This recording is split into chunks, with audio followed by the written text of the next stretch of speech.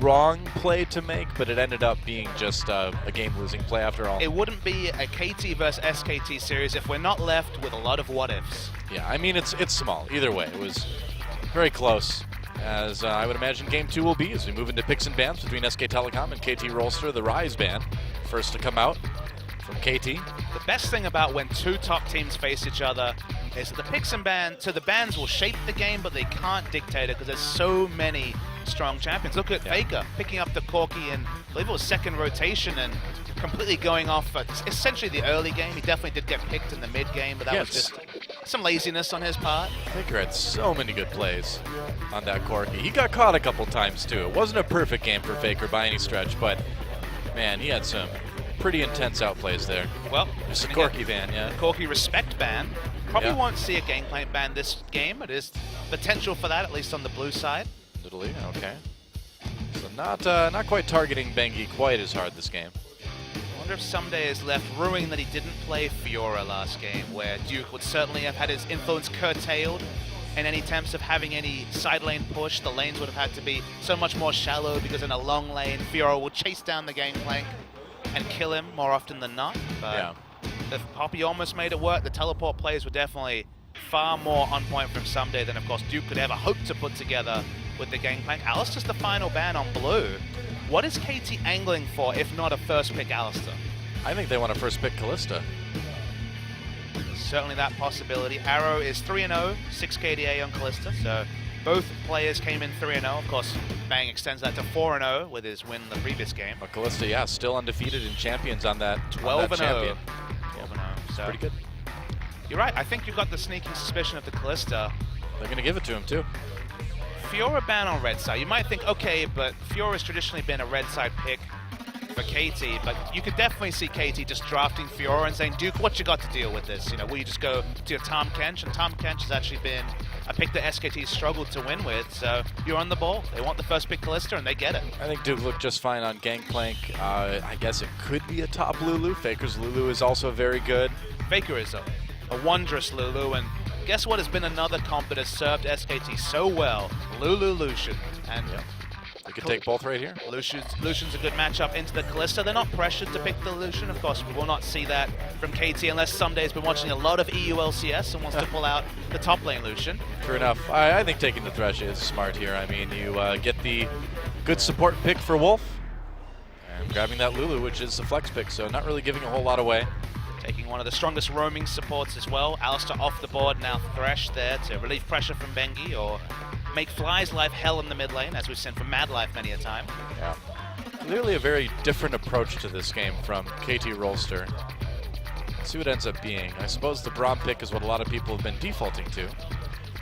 Score really needs to get it going. Honestly, was pretty poor in the previous game. We're not going to level that completely at him, but just was largely ineffective on a champion that previously he had looked unkillable and just so strong on. Actually had no deaths in his first 2 games as Graves, and of course those were both victories, but last game a far cry from those. Well, if you remember how SK Telecom played into score as Graves, it was really smart. You know, they kept those 2 pink wards around the mid lane to keep Faker safe, and that let Bengi focus on not getting destroyed by score. And even previous to then, the lane swap hiding the jungle matchup, ensuring there was never a chance for Graves to just slip over and kill Bengi in his jungle. And Gangplank's going to be taken on blue, heavily expected to be Someday returning to that top lane Gangplank. Well, it'd be cool to see a Jhin, but I don't think we will. It's probably going to be Lucian or Tristana. Those are the 2 picks that make sense into Kalista and fit in the wheelhouse. Lucian, of course, Lucian Elise, heavily expected. Bang has been outstanding on Lucian. 4-2. Sorry, not 4-2. He's 2-1 this season, but a 17 KDA, even including a loss on Lucian.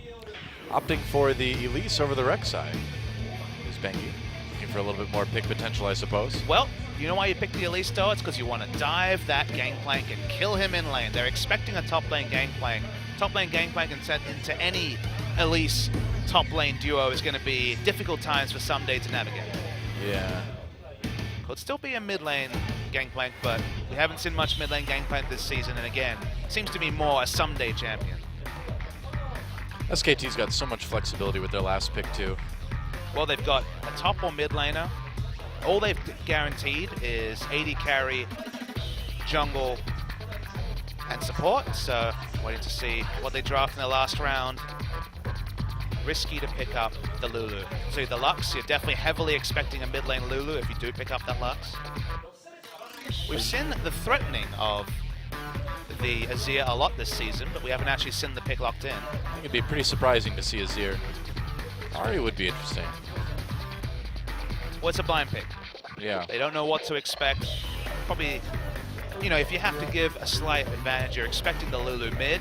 I think Lux is good. Well, that's what they're betting on. They're betting on Lulu mid with this Lux pick. And what is Faker going to lock in, theoretically? Go for Zed. Zed would be not bad, though. Honestly, Zed is very strong in a split push against Gangplank. Yep. Double 80 carries to take out. Of course, Zed can be played around. He can be ganked, but Faker Zed would be something else. It's Faker. I really want to see Zed here, actually. You're really hyping me up now, because it does make a lot of sense into the comp they're facing. It does. Yeah, I was thinking that when they were hovering over the Lux. I'm like, if they go with Lux, they could actually... SKT could actually run Zed into this. Oh, the Quinn would be interesting, too. Still not clear where that Quinn is going. Quinn would be a strong laning matchup into Gangplank, especially early.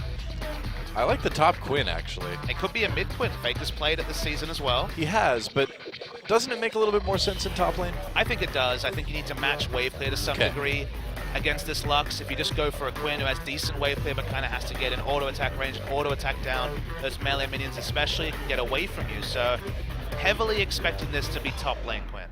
Yep. Well, the fact that they swapped it over to Bengi for the swap up to top. They've got until 20 seconds to change it, but yeah, I think this win's going top. And this is Quinn on a good team, which means it's going to be all about the split push. It's going to be all about SKT focusing on picks, and this is going to be trying to destroy Someday before he's a factor. Quinn at least can really punish Gangplank if he tries to farm under turrets. So Someday's going to have to be on his toes, and you'd have to think Score is going to have to be parked in his corner if this Gangplank's going to make it through the laning phase. Yeah.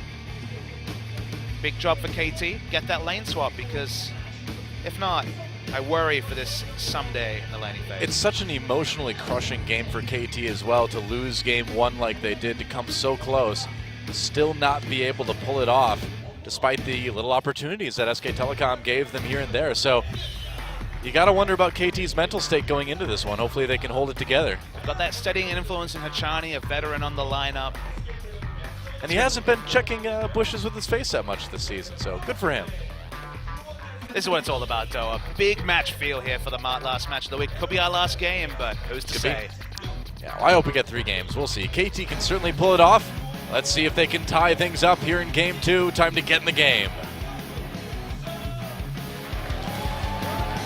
Mother Nature, everybody wants to lose. Faker's been having a lot of trouble with his jacket. Keeps needing to adjust it. Needs to fit a little bit better. So, KT Rolster versus SK Telecom, game number 2. SK Telecom in the lead by 1 game, a close game, and we could still see this go to the full 3 games. Wouldn't be surprised at all. Faker on that Lulu. One of the greatest rivalries in the history of League of Legends. History of esports, man. History of esports, for sure. On display once again.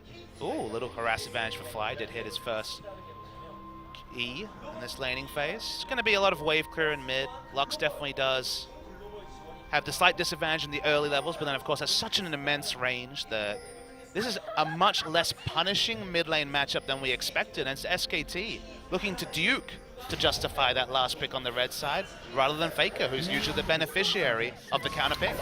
Yeah.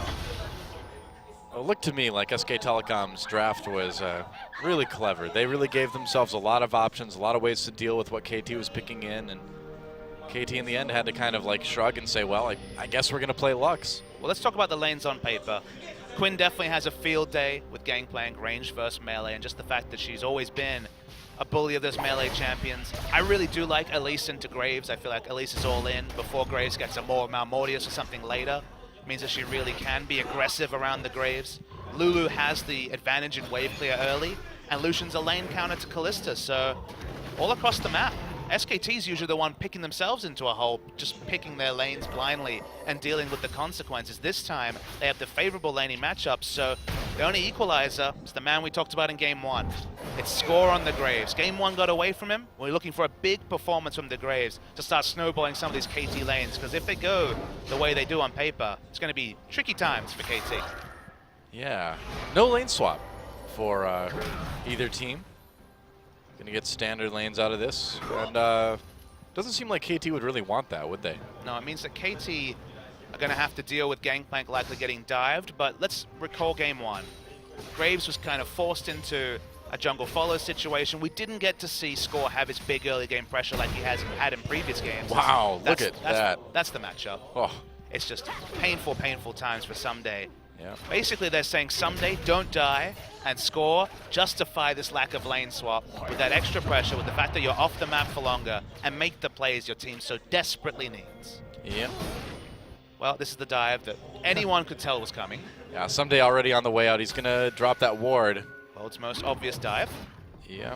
He knows it's coming. Bengi knows there's a ward there as well, even though he hasn't seen it with his sense. He knows that it's coming, and that's why he's calling up Score. Yeah. There's a recall. Okay. Opting not to go through with it. Again, that would have been a big shake of the head if somehow Someday was dived, when everything about jungle pathing, you don't need to be an expert pather like Bengi to know that's where you go at this time of the game. So they back away. Someday gets a bit more farm. And again, all eyes on Graves. What can he make happen? Because he's the only one that can dictate losing lanes for KT. Yeah. SK Telecom did such a good job of handling Score's Graves last game. With a lane swap, to be clear. Yes. The lane swap was the big factor. They have not got the lane swap here. They're going to just say, okay, we're going to get the favorable matchup in top. We're going to accept that. And we're just going to play smartly around the Graves. But it gives the freedom from Score to expect the unexpected. Pretty much. Both junglers down on the bottom side now. There's a hook on the Arrow. A little bit of harassment coming in.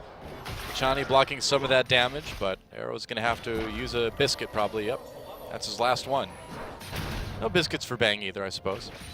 Yep, nice trade. Going over to Lucian.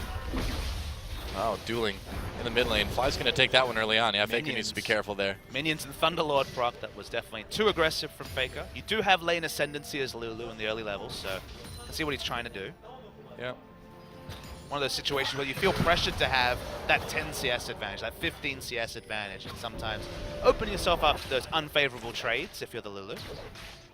Pretty massive lead already for Duke up in this top lane, which is not something you really would be too surprised about. And here comes Score. Well, this is what didn't happen in Game 1. Yeah. Score doing his best peanut impression and trying to contest Bengi at every objective. Yep, not going to be able to do too much at the Raptors, though. Here comes Wolf. All right, gank time in mid lane. Uh-oh. Yeah, they know Score may be a little bit out of position. Denied. So the lane swap was one reason you didn't see such roams. The other reason you see it this game is that SKT, they look over to that summoner spell choice from Fly, and it's not heal, it's not cleanse, it's teleport. So only the flash as a defensive summoner means just that much more juicy of a mid lane gank target from an SKT perspective. Right. Yeah, bottom lane pretty even between Bang and Wolf, and Arrow and Hachani over on the KT side.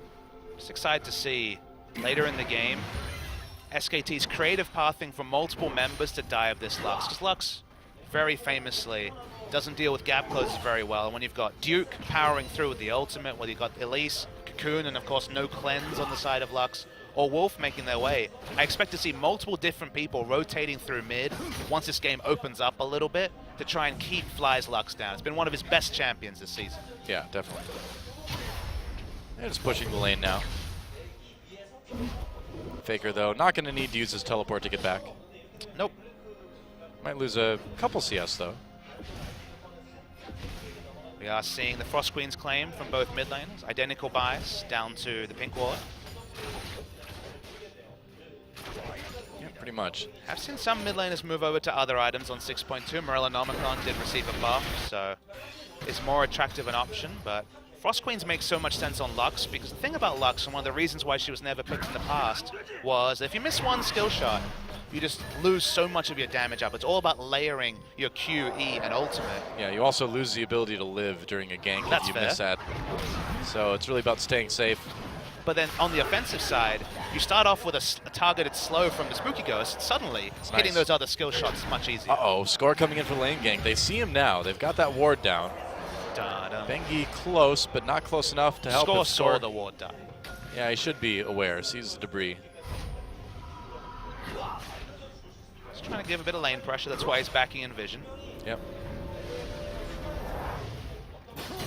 Someday actually not doing too bad, honestly, in this matchup. He's behind by a bit, but it could be worse. A 20 CS disadvantage without dying is basically gold standard for Someday in the early levels. Yeah, well, in this matchup for sure. Yeah, and Bengi really hasn't put that much pressure on the top lane, honestly. He went for a level 3 gank, but it's predictable, well called by KT, and since then, yeah, just been farming mostly, Bengi. Culling's used, level 6 pinged, but it doesn't look like Arrow wants to go for an all-in. Oh, here comes Bengi now, but they see him with the ward. Bengi knows about the ward, of course. Had that little Raptor bump. Oh, wow, GPL used. Wolf slowed down by the passive. Teleport coming in, though, for SKT. Canceled on both sides. Faker was going to come down. Fly was going to follow, but they decided to stay in lane. Probably smart. With the exhaust coming down, there just wasn't the rend kill potential from Arrow. I like the engage just because we saw the culling be used. Bang had about 100 mana, maybe 80 mana left, so wasn't going to be doing too much in any sort of skirmish, but the result was just a trade of heals between the 80 carries. Oh no, Wolf uses exhaust, so one summoner advantage for KT. Yep. Oh, Duke still harassing Someday quite a bit. This is where's Bengi when you need him? Well, this is also where you just back away, pop your ultimate, and zone Someday alone. Yep. SKT sending many, many members around the top side. They know that Someday's going to be backing. Doesn't quite have his teleport up, but probably will be up by the time the turret comes down. They want to dive Someday if he just teleports back to lane, so that's why it's smart if Score does come, hold the lane. Yeah, good wards by KT, though, so there's really no way for SKT to come in without being seen. They've really done a good job. Whoa! I was going to say, I'm keeping Someday safe. Meanwhile, Wolf's not staying so safe. His first blood goes over to Hichani. Bengi on the run, too. I think that was just a really nice catch by Fly. Yeah, that was just Wolf base checking a lot of damage. No other way to put it. We didn't see the build up. What really baited Wolf into that area, but punished extremely. First blood over to awkwardly Hichani, though. Not even an ignite tick, just time the damage. Unfortunately, I know you're all about the He deserved it. bloodthirsty support kills, but getting Fly rolling would be a little bit more preferable for KT. Yep. Hey, let's face it. If it wouldn't have been for the Braum passive, they wouldn't have killed Wolf. So I think it all goes to Hichani in my mind. Fair enough. I can't argue with you, Doa. You present a sound, reasoned argument. Yep. It's all based in logic, of course. Blue buff over to Faker. Not a big emphasis on Dragon this game.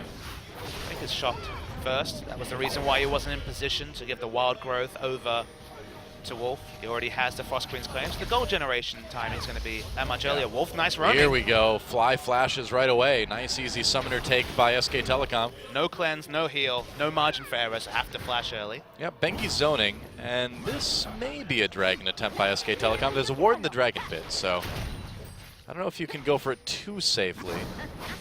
They're going to try it. Gonna have to pull it out. Cannon Barrage is up from Someday. Yep, Fly's got his ultimate too.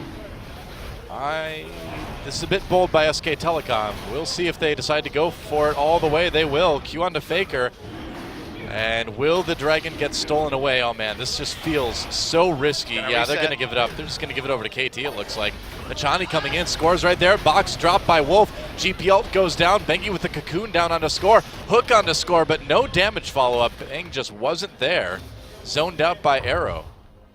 Can't fight in the choke against those ults. KT doesn't take the Dragon, though. Nice dodge by Bang. Has to burn his flash to dodge the ult from Arrow. Fate's Call used. Dragon, though, lives through the whole thing. Just about, Doa, just about.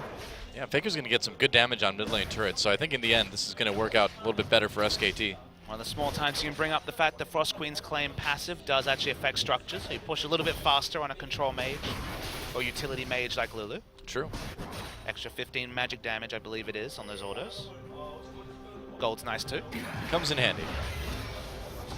But KT, the big thing they have, right, is they have the Cannon Barrage, they have the Lux, which is so strong in a narrow corridor, like when you're kiting back to your blue buff, so smart of SKT to back away.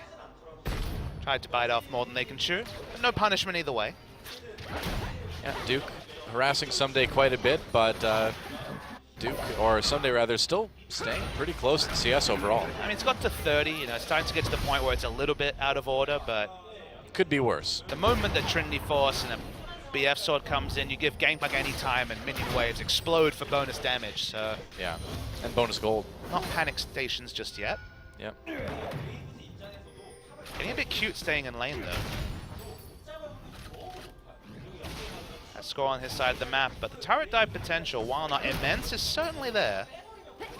Yeah, Bengi's not there though. That's been the issue the entire game. You don't even need Bengi when there's no cannon barrage to respect though. So. That's true. That's a good point. Faker pulling a bit of a lead in the mid lane now. Yep. About 20 CS up, but Fly did get really chunked out in that fight. Had to back off, and Faker really took advantage of that. With blue buff down, Fly will really struggle in this lane. The big thing for Lux is you still have 130 mana cost on your E at level 5. Yeah. You really need blue buff. Crosswind's Claim is not enough to be able to control waves, so wave control on a much more economical mana budget for Lulu. So. Yeah, and if you don't have Flash, that Lux needs to be super careful. Absolutely. Bingy they're on no. Riftscuttler bro blocks the Q. And there's the culling, and Johnny blocking some of the damage there. Johnny's taking low. a lot though. Faker comes in. Does he get the glitter lance? No, not quite. There's the ult. Hachani lives, but this could be the dragon opportunity that SKT is looking for. Lulu would have died to the auto attack, but actually was a clutch shield from Lux, over the wall to keep him alive. So close, but as you mentioned, SKT finally get that objective. They've had the lane control in multiple lanes. They picked winning matchups in all 3 lanes. They should have had Dragon earlier. So KT, the one small win for them is that they delay the first Dragon take till 14 minutes. Yeah, it looked a little bit shaky for Bengi right at the start of that, but Riftscuttler came to the rescue just in time. Oh, meanwhile, Someday may need some rescuing too. Drops that GP ult, takes some damage. Duke with the kill anyway. You know, if you go far enough in lane against the Quinn at this point, this is just going to happen. Yeah, we didn't see the genesis of that. Maybe Duke was just camping in a brush, faking a recall, but could be. Gets the kill he was fishing for the whole game. Another small advantage goes over to SKT. Remember, they're the ones that have the onus to take the early game with their winning lane matchups. And the Dragon, that's the start of it. The kill, that's the start of it. But it's not at 6 minutes, it's at 14 minutes. There's still something to work with KT. It kind of blows my mind a little bit, though, when you think about how shaky SK Telecom looked in some of the earlier series in this season, then you compare that to how they look today. Where was this SK Telecom against, like, Jin Air, you know? On holiday. I think they really were. I think that was it. Well, look, they definitely took the Kesper Cup as a holiday. Yeah, that's for sure. I think most of the teams from Champions took the Kesper Cup as a bit of a holiday. I think all 3 teams from Worlds definitely took a holiday during the Kesper Cup. Yeah. But yeah, it's been surprising. Apart from, again, that very impressive win over CJ in Game 1 where, like, okay, same old SKT, plug in Duke, it's all great. They've looked shaky, but with this starting lineup, again, 2 losses only on the season for Duke, Bengi, Faker, Bang, Wolf as this 5-man sideline that we know will be there come playoff time. That's true. Really starting to show that got plenty to work with on the Rift. You know, if you keep in mind, too, again, I like to point back a lot to a year ago for spring 2015, where SK Telecom had a lot of losses against teams you may not have expected them to go down to due to a lot of experimentation, a lot of roster tryouts, and it's not quite to that extent this season, but I feel like you do see a little bit of that here in 2016 as well. Not enough for me to drop the Rocks Tigers as objectively the best team in the league. Oh, yeah, I think Rocks Tigers are certainly better. SK Telecom played those first 2 games against Rocks Tigers seriously. They got beat straight up. I think Rocks Tigers are absolutely the best team in the league right now. And even though that was a 1-on-1 game score with this lineup, it was definitely Rocks Tigers ahead for the majority of their loss and, of course, all of their victory.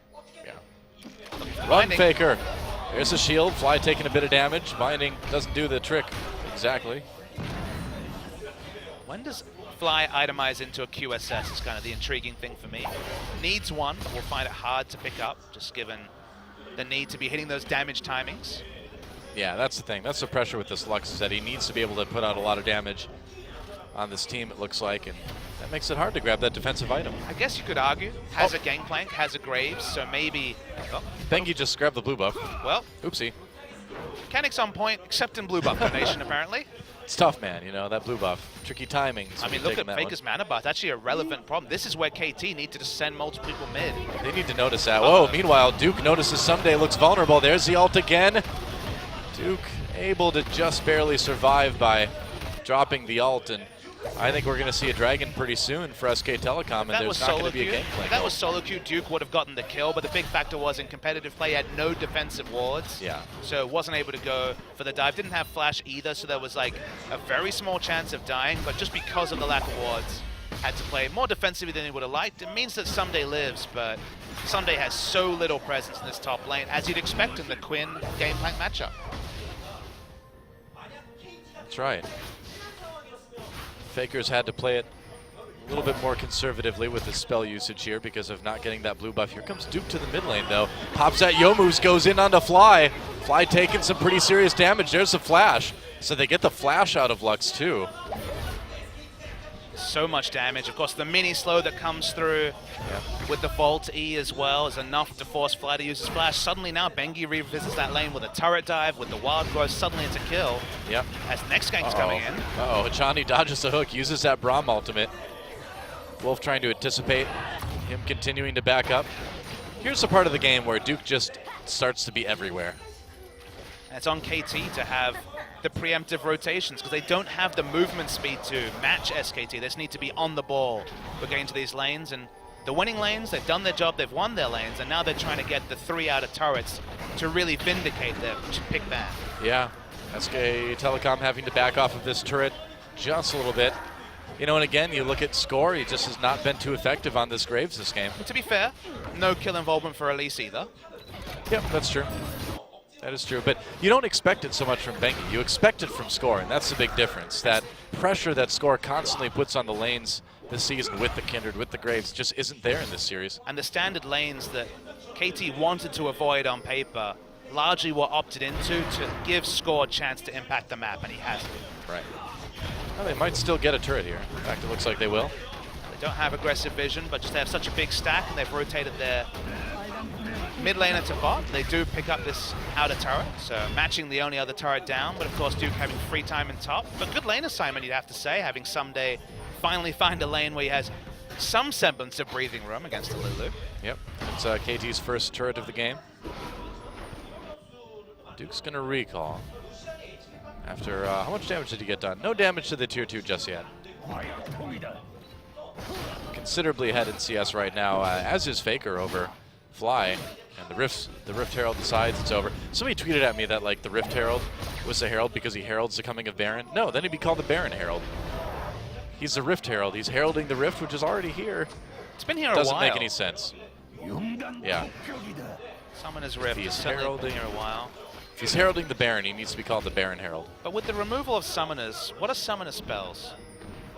I don't know. They're magic. It's all up to your imagination. The infinite imagination granted to us by Riot Games. That's right. Imagine harder.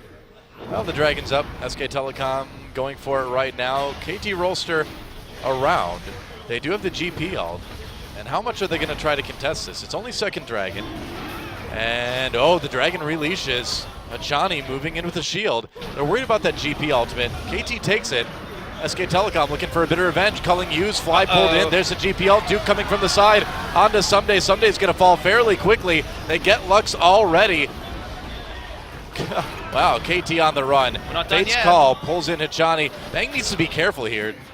Duke coming to save him. SKT's got 2 kills. Yeah, there comes Duke again. Arrow flashes right away. Bengi and Wolf coming from the side. Cocoon on to score as Callista falls. A double kill for Duke. And this is going to be an ace for SK Telecom. KT gets the Dragon, but SKT gets everything else. I feel like a tennis announcer, Doa, but that's an unforced error there from KT. Why are they fighting for the second Dragon when they've got no items on their champions? They're just not in a position to fight. They're going for late game scaling, not 21-minute second Dragon fights. And the cost is multiple kills. Now it's going to be, at minimum, the outer turret in mid. Faker's going to, if he wants to, still has some free time to hit on this inner turret as well. No, Lux is there to pick it up. Yeah, Fly died kind of early in that fight, so he can come back and save the mid tier 2. I mean, let's extend that. Okay, you might say, but getting back at his Trinity Force, you know, it's getting started. There was some of those building block items. the key factor is that SKT are super fast. We're talking about Duke, we're talking about Whimsy from Lulu. Let's check out that fight again. And this is the factor. Fly doesn't have flash. There's no way he can fight a crazy skirmish in the jungle like this. Dies instantly. There's nothing a Lux without cleanse, without heal, without flash can do. Lux needs to be at the back in the open, shielding her enemies and doing damage from 1,000 range. And then it was just a shooting gallery for everyone to just use their immense mobility to clean up kills. Yeah, Someday's just not even part of this fight. Died so early. Nice hook into the cocoon on to score. SKT winning a team fight pretty handily. Perfect team fight there. And Duke is massive. 60 CS up 4-0-0 on this top lane Quinn and vindicating the red side 5th pick. Yep, still just 1 kill on the side of KT Rolster. And it's on Hachani. Yes, it is. This is where the demoralization may come to impact KT. It was a close game 1, but it was kind of SKT's game to lose. KT made a nice comeback with some picks, eventually lost.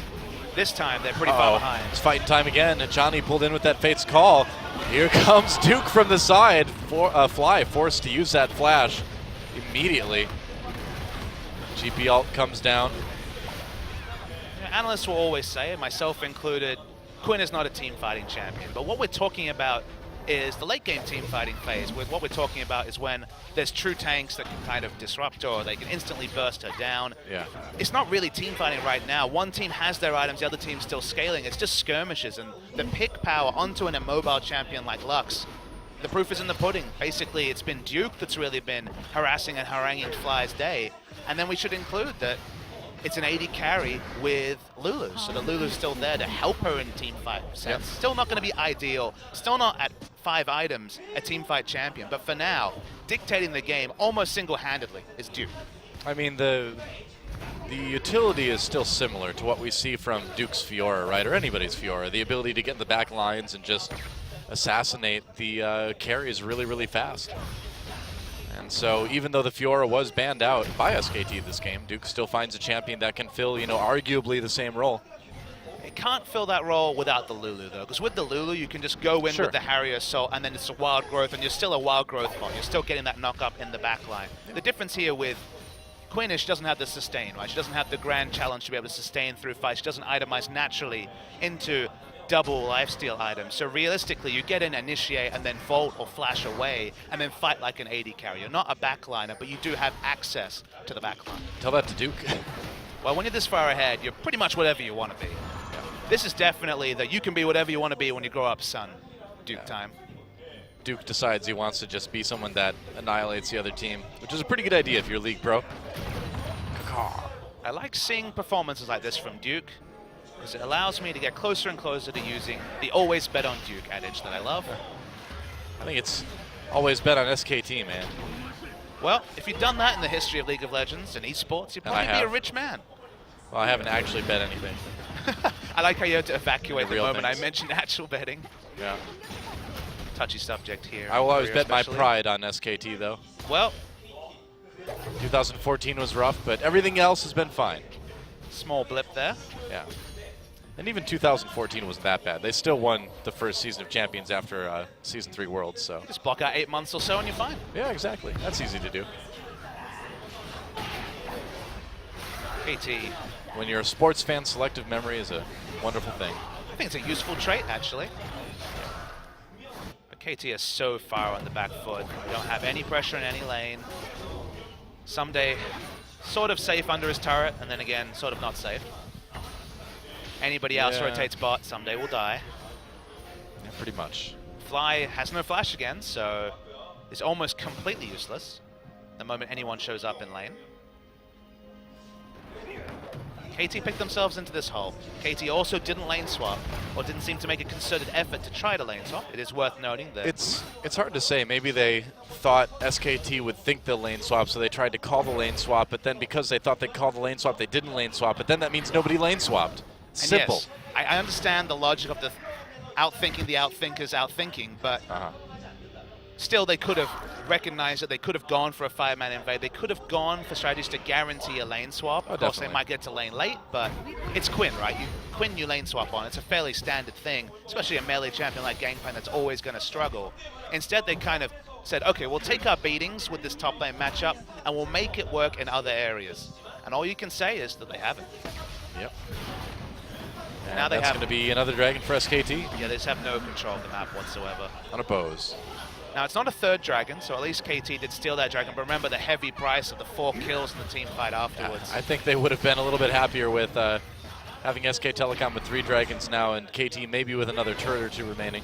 Duke has so many items. Yes, he does. He's nearly full build already, but you don't sell the Dorn's Blade for wards. No, never. Who needs that pink ward, man? Are you ready for someday to get Flame Horizon by Duke?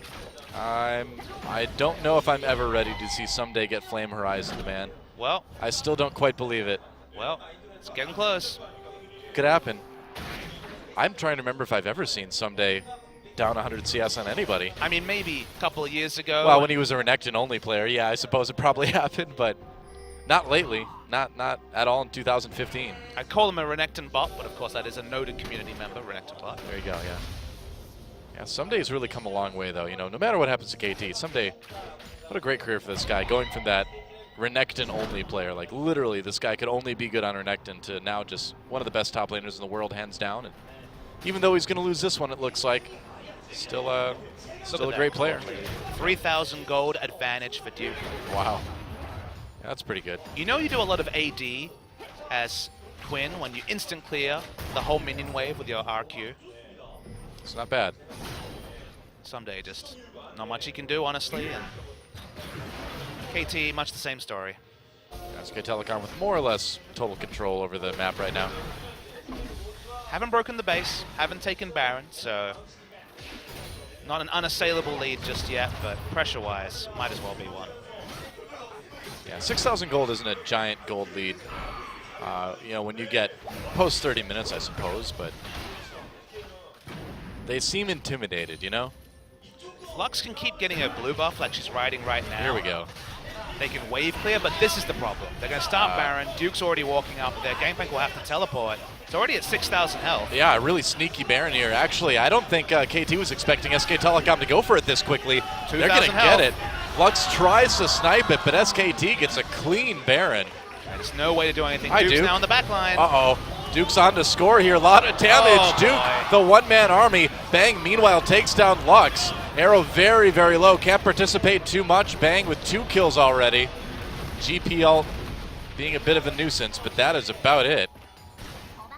Slow on the blue trinkets, you have to say. Triple blue trinket, and the Baron was at 3,000 health before they even spotted it. That's a good point. I mean, SK Telecom just straight up snuck it. Well, when you have that much damage, that's easy to do. Goodbye, inhibitor. Yeah, easy inhibitor. And SK Telecom can just pull back and play this one safe. Very methodical closeout so far from SKT. You really see the potential of Quinn when you see the best teams play it. Trace made us a believer of his Ignite top lane Quinn. Smeb has it perma-banned against him, and now Duke shows you that when you have great team communication, when you move around the map and make assertive decisions, and then you just have the lane monster that is Quinn. You make KT rue the fact that they didn't really force through a lane swap. They kind of accepted their fate. And that seems to have quite a harsh penalty. I'd say so. Still no Flame Horizon yet for Duke over Someday. Ah, yes. That's right up there with at least it's not a perfect game in terms of backhanded compliments. Right. Well, I just don't want to see it.